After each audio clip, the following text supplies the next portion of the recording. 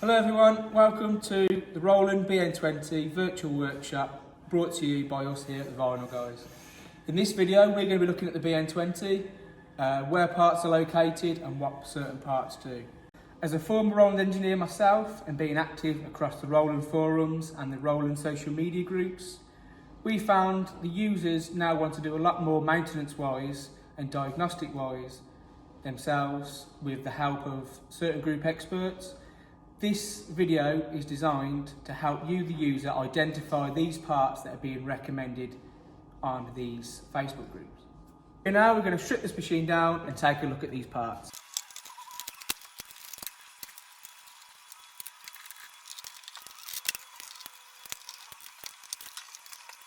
Now the machine's stripped down, we're going to have a look around and a visual of the certain parts that could be applicable to yourselves.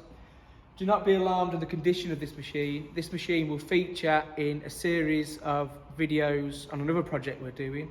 We're going to completely refurbish one of the worst machines we could find, so we can strip it back. We're going to be changing the head, the dampers, the cap top, just completely refurbish it. So we'll be doing another project with this machine. But for now, it's purely for visual purposes and looking at parts. So in this area here, I would never advise yourselves going into this area. This is the electrical section, so you'll have your power boards and your main board. So the main parts on this is the USB. As you can see on there, it is attached directly to your main board. So when the USB cable is in, put it out of the way. So most people have them in a home office, they have them in a business.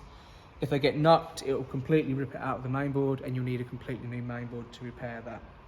The last thing I'll show you is if your print head is failing to fire, but you can see ink coming through the head, you'll find a few group experts will always recommend a fuse on the main board.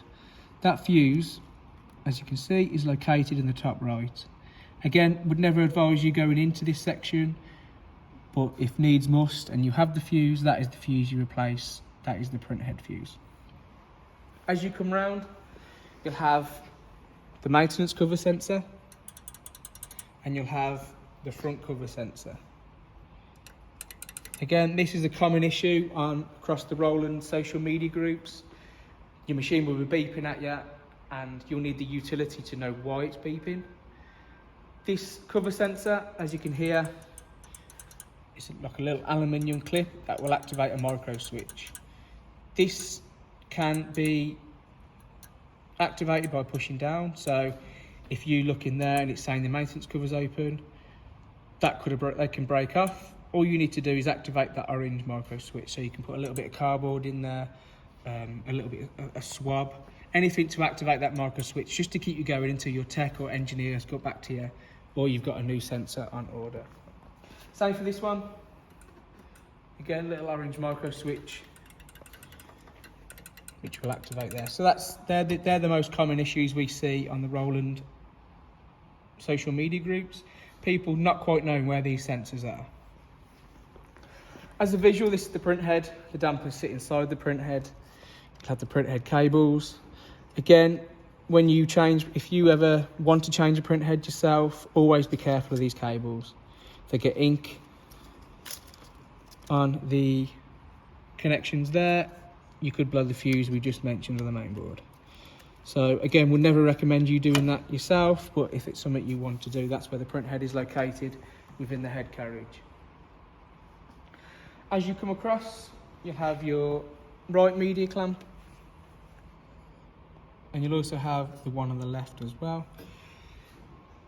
Unfortunately, these are pretty fragile, and again, quite a common issue is they do bend. So if they do that and the printhead comes across, they can crash. So we will be doing another video on the media clamps and how to replace them at another time, but just for now, these are where you locate your media clamps. Looking into the maintenance bay now, again, as you can see, it's not in the best condition. We will be replacing all of this and refurbish it to more or less brand new condition. So as you see, you've got the cap top. This is your cap top. So again, people will always advise you to clean around there. All you're doing is cleaning the rubber seal that goes around the actual sponge of the cap top. You'll have your rubber wiper, your felt wiper. Again, they will need replacing either on a 6-month basis or a 12-month basis whenever you have your service. When you have a head soak, again, this will be something we're covering during the maintenance, as that does tend to normally correct a nozzle misfire or block nozzles, so we will be covering that. But as you look underneath, these are the tubes from the cap top. To make it more efficient, ideally you need to clamp these lines off, so when you put solution in the cap top, it doesn't just pour straight through into the waste. As you come round, you'll have your ink cartridge bays, which again, I'd never advise doing anything with them. All that's in there is the needle that activates the ink cartridge. You'll have the chip reader, and you'll have a little micro switch which will detect when the ink cartridge has been put into each slot. At the back, you'll have your waste ink tray. So again, that's the part number, genuine Roland ink tray. We will again be doing another video on the ink tray, the waste ink. There are loads of different hints and tips you can do with that, which we will cover in another video.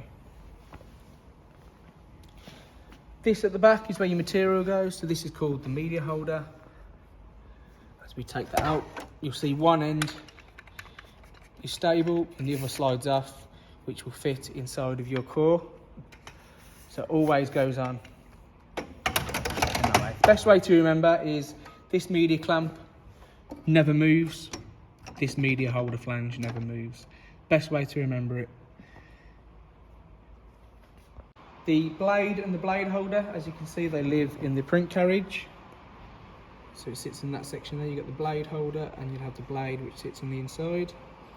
This white strip along your machine is your cutting strip. Over time that will become damaged, so you'll have sort of gouges, you'll have grooves in there, which once you start seeing that, it's time to replace. That is just a self-adhesive strip that you can peel off and peel back down.